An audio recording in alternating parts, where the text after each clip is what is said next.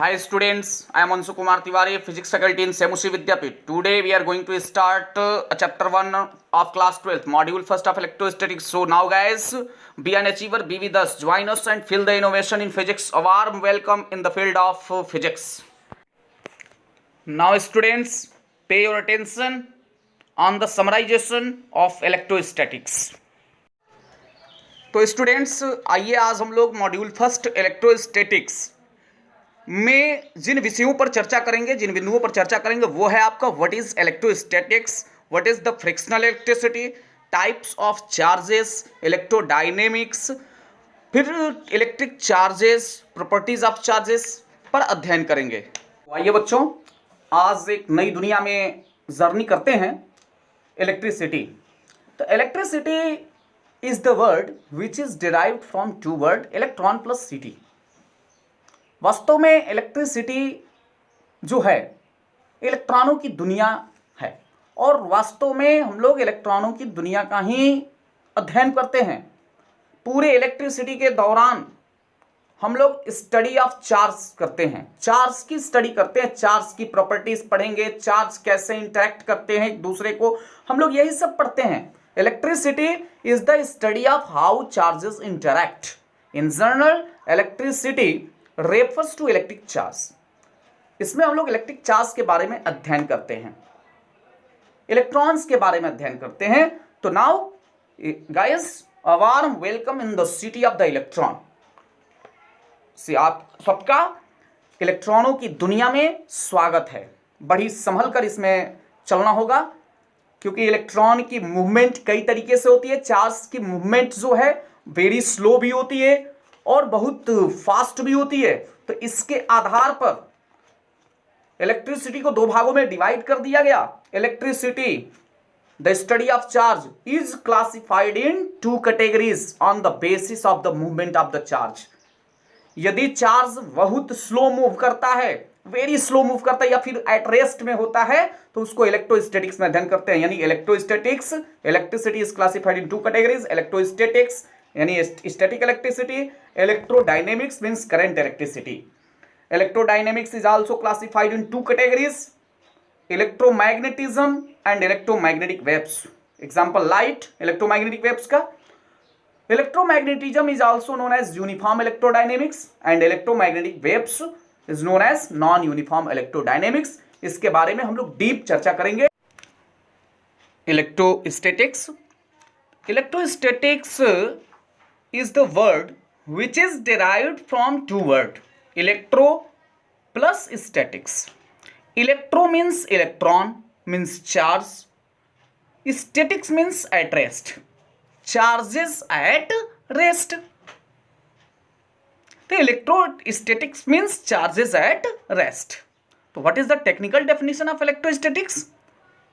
तो it is the study of stationary electric charges. Stationary means रुका हुआ, at rest, और स्लो मूविंग चार्ज। तो इलेक्ट्रोस्टैटिक्स जो होता है इसके अंतर्गत हम लोग या तो जो चार्ज रेस्ट में है उसका अध्ययन करते हैं या फिर बहुत ही स्लो स्पीड के साथ गति करने वाले, मूव करने वाले चार्ज का अध्ययन करते हैं। वो इतना स्लो स्पीड होता है उसका कि वो इलेक्ट्रिक करंट का अपोज करता है। इलेक्ट्रिक करंट का वो क्या करता है? अपोज करता है। Means it is the study of stationary electric charges और field as opposed to electric currents. या इलेक्ट्रिक करंट का क्या करता है? अपोज करता है। इलेक्ट्रोस्टैटिक्स कैसे यह इलेक्ट्रिक करंट्स का अपोज करता है? तो इसको इस तरीके से भी डिफाइन किया जा सकता है। It is also defined as The electric fields in static equilibrium। अब देखिए, इस बालक को आप देख सकते हैं स्क्रीन पे, जो आपको बालक दिखाई दे रहा है, ये बालक दो बॉडी को अपने अपने हाथ को एक बॉडी से रब करके चार्ज कर रहा है। उसके बावजूद भी इसको हंसी आ रही है। क्यों? क्योंकि स्टैटिक करंट है। स्टैटिक इलेक्ट्रिसिटी है, इसमें इलेक्ट्रिक फील्ड ही केवल प्रोड्यूस होता है, वो भी स्टैटिक इक्विलिब्रियम में। अगर यही नंगे वायर को, अगर ये नेक्ड वायर को अगर टच करता तो ये हंसता नहीं, फिर वही हालात होती, ओम जय विद्युत धारा तुमको जो जन पाता स्वाहा हो जाता। तो याद रखिएगा कि static charge produces only electric field.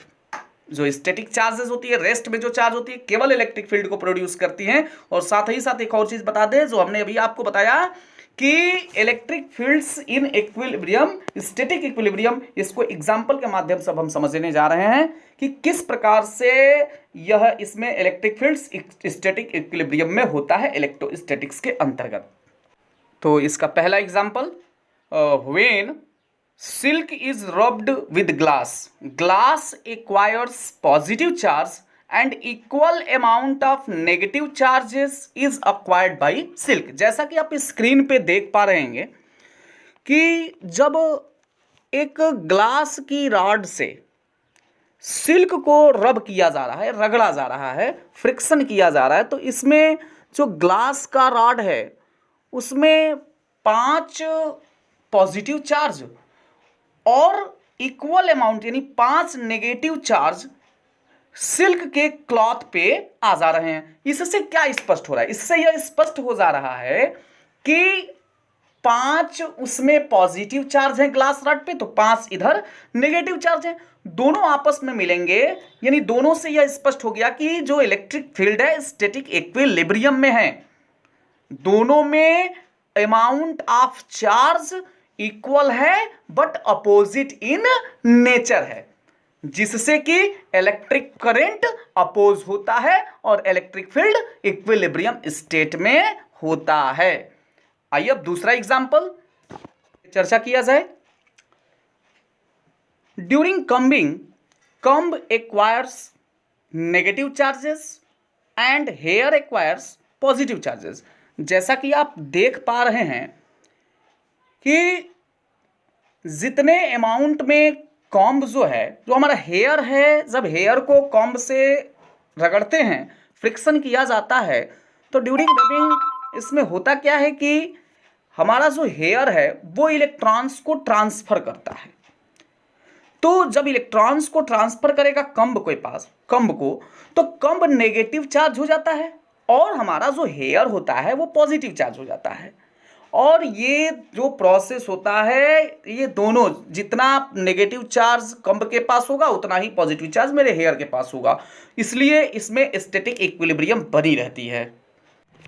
अब आइए इलेक्ट्रोडायनेमिक्स को अध्ययन करते हैं। इलेक्ट्रोडायनेमिक्स होता क्या है?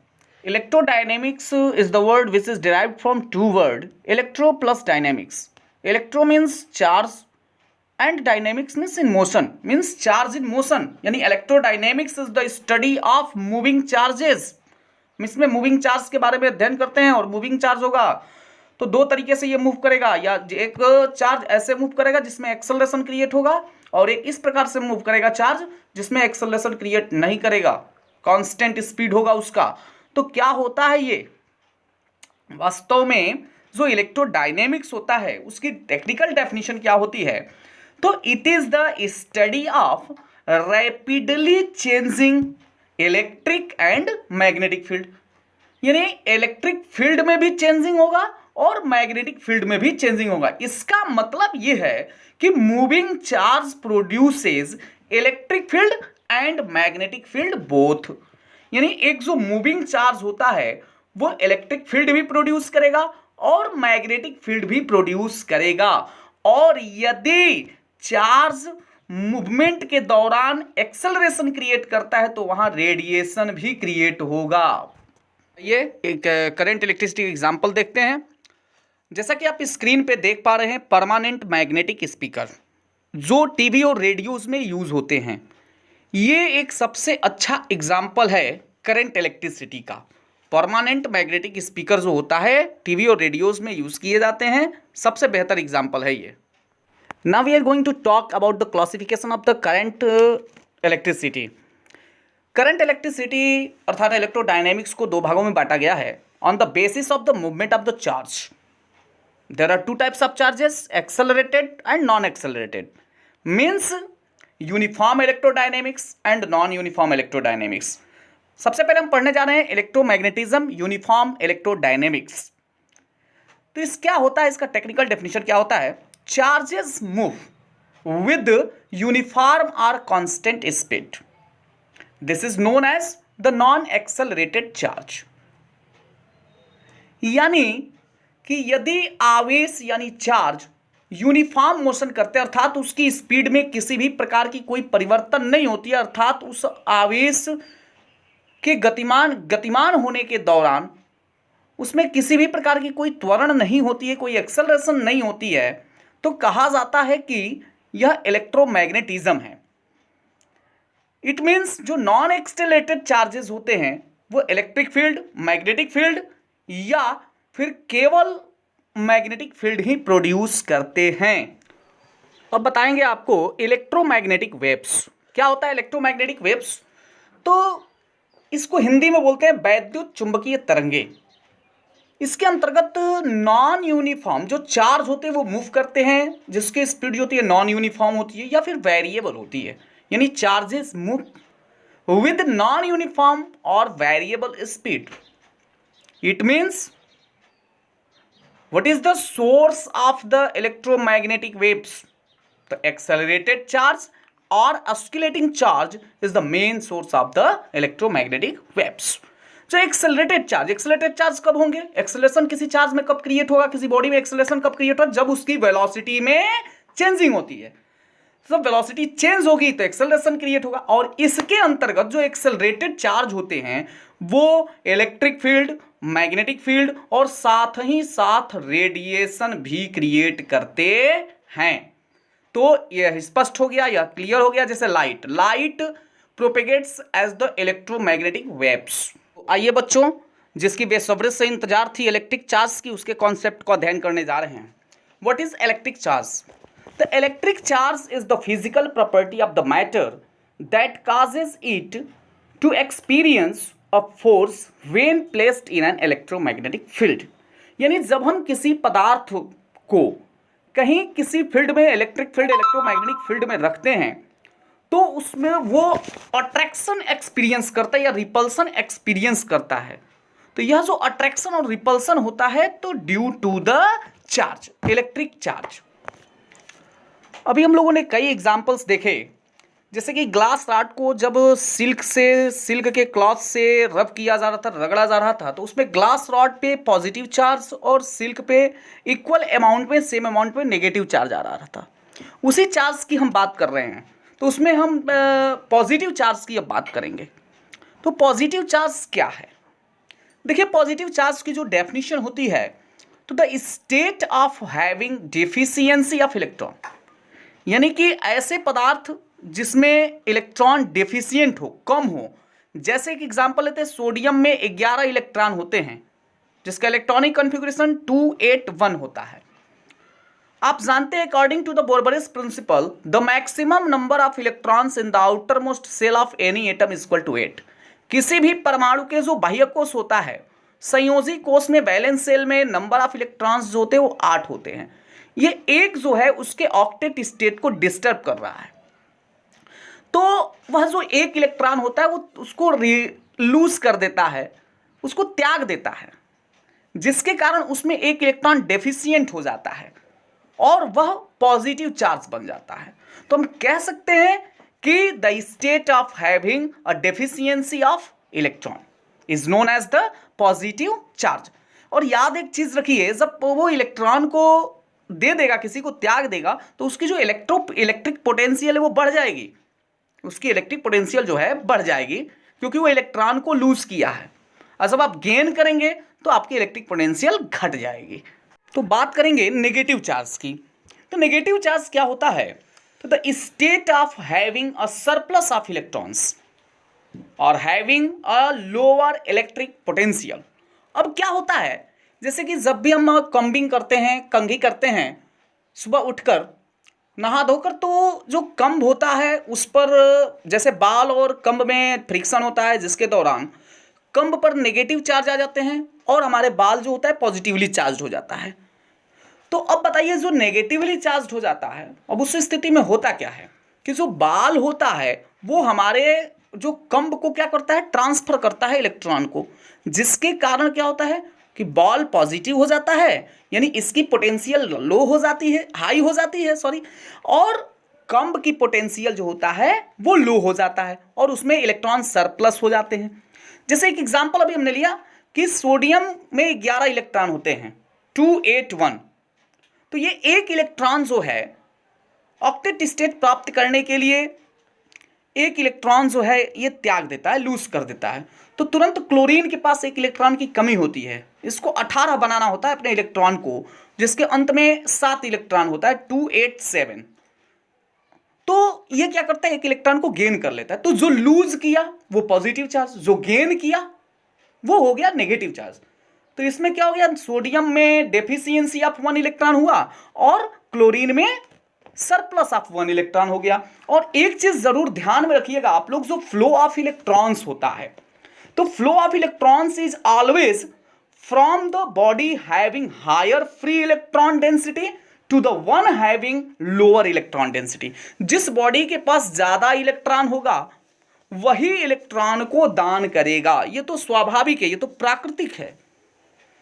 अब एक चीज और भी हम बता दें, कैसे आप पहचानेंगे कि यह पॉजिटिव चार्ज है, यह पॉजिटिवली चार्ज्ड बॉडी है, यह नेगेटिवली चार्ज्ड बॉडी है। तो हमेशा आप याद रखिएगा, नेगेटिव चार्ज वाली जो बॉडी होगी, नेगेटिवली चार्ज जो बॉडी होगी या जिसमें इलेक्ट्रॉन की कमी होगी, वो जिसके पास अधिक होगा उसको खींचेगा, उससे वो इलेक्ट्रॉन को खींचेगा। जब वो इसको खींचेगा तो उन दोनों के बीच में पोलर बॉन्ड बनेगा, दोनों के बीच में पोलर बॉन्ड बनेगा और उसकी शेप में हल्की सी कुछ चेंजिंग आ जाएगी, हल्की सी चेंजिंग होगी, जिससे हम पहचान सकते हैं कि यह क्या है, पॉजिटिव चार्ज है। जिसकी शेप में चेंजिंग हुई है वो पॉजिटिव चार्ज, जो सेम शेप में है वो हो जाएगा नेगेटिव चार्ज।